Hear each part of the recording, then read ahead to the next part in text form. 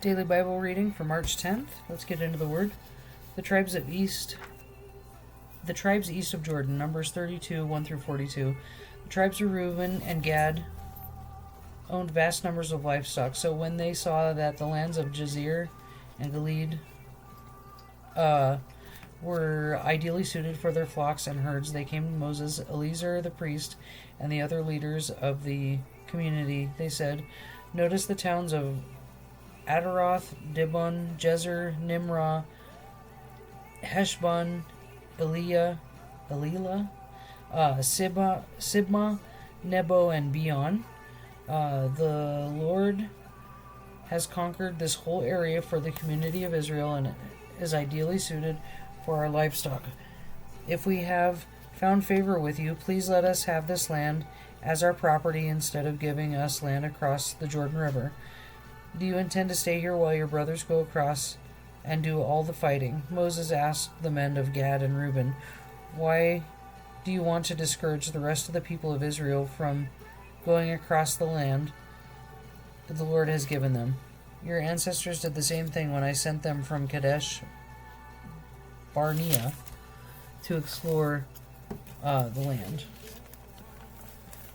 After they went up to the valley of Eschol and explored the land, they discouraged the people of Israel from entering the land the Lord was giving them. Then the Lord was very angry with them, and he vowed, of all those I rescued from Egypt, no one who is 20 years old or older will ever see the land I swore to give to Abraham, Isaac, and Jacob, for they have not obeyed me wholeheartedly. The only exceptions are Caleb, son of Jephunneh, the Kenizzite, and Joshua, son of Nun, Enuan, for they have wholeheartedly followed the Lord. The Lord was angry with Israel and made some of them wander in the wilderness for 40 years until the entire generation that sinned in the Lord's sight had died. But here you are, a brood of sinners, doing exactly the same thing. You are making the Lord even angrier with Israel. If you turn away from him like this, and he abandons them again in the wilderness, you will be responsible for destroying this entire nation." But they approached Moses and said, "We simply want to build pens for our livestock and fortified towns for our wives and children.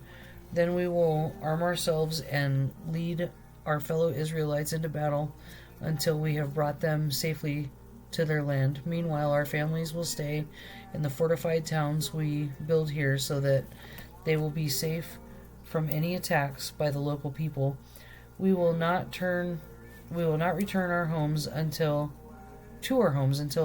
all the people of Israel have received their portions of land, but we do not claim any of the land on the other side of the Jordan. We would rather live here on the east side and accept this as our grant of land." Then Moses said, "If you keep your word and arm yourselves for the Lord's battles, and if your troops cross the Jordan and keep fighting until the Lord has driven out his enemies, then you may return when the Lord has conquered the land.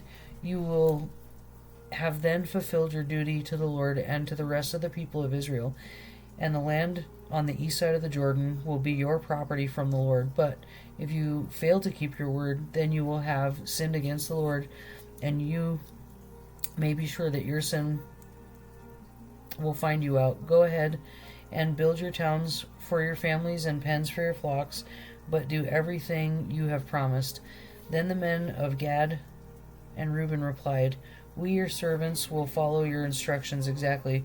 Our children, wives, flocks, and cattle will stay here in the towns of Gilead, but all who are able to bear arms will cross over to fight for the Lord, just as you have said." So Moses gave orders to Eleazar the priest, Joshua son of Nun, Enuan, and the leaders the clans of Israel. He said, "The men of Gad and Reuben who are armed for battle must cross the Jordan with you to fight for the Lord. If they do, give them the land of Gilead as their property when the land is conquered. But if they refuse to arm themselves and cross over with you, then they must accept the land with the rest of you in the land of Canaan." The tribes of Gad and Reuben said again, We are your servants, and we will do as the Lord has commanded. We will cross the Jordan into Canaan fully armed to fight for the Lord, but our property will be here on this side of the Jordan." So Moses assigned land to the tribes of Gad, Reuben, and half the tribe of Manasseh to the son of Joseph. He gave them the territory of King Sihon of the Amorites and the land of King Og of Bashan, the whole land with its cities and surrounding lands. The descendants of Gad built towns of Dibon, Ataroth, Oror, Atroth, Shofan, Jazer, Jogbeha, Beth-Nimrah, and Beth-Haran. These were all fortified towns with pens for their flocks. Descendants of Reuben built towns of Heshbon, Elilah, Kirathaim, Nebo, Baal, Meon, and Sibmah. They changed the names of some of the towns they conquered and rebuilt.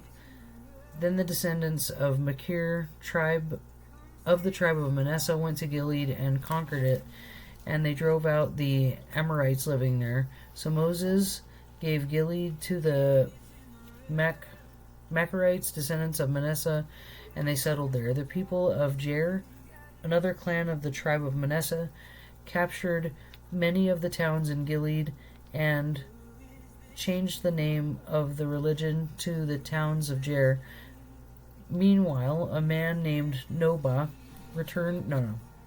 captured the town of Kenneth and surrounding villages, and he redeemed that area Nobah after himself, remembering Israel's journey. Numbers 33, 1 through 56. This is the route of the Israelites followed as they marched out of Egypt under the leadership of Moses and Aaron. At the Lord's direction, Moses kept a written record of all their progress. These are the stages of their march, identified by the different places they stopped along the way. They set out from the city of Ramses in early spring on the 15th day of the first month. On the morning after the first Passover celebration, the people of Israel left defiantly in full view of the Egyptians.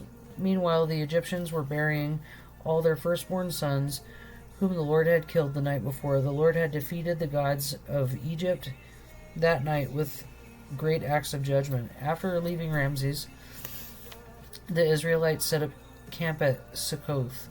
Then they left Succoth and camped under Etham on the edge of the wilderness. They left Etham and turned back toward Pi-Hahiroth, opposite Baal-Zephon, and camped near Migdol.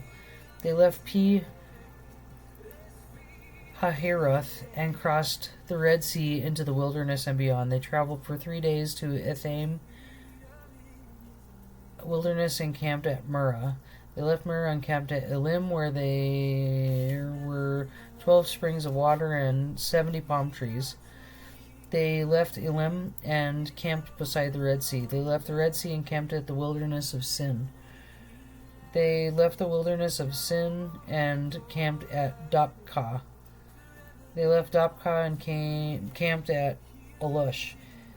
They left Alush and camped at Rephidim, where there was no water for the people to drink. They left Rephidim and camped in the wilderness of Sinai.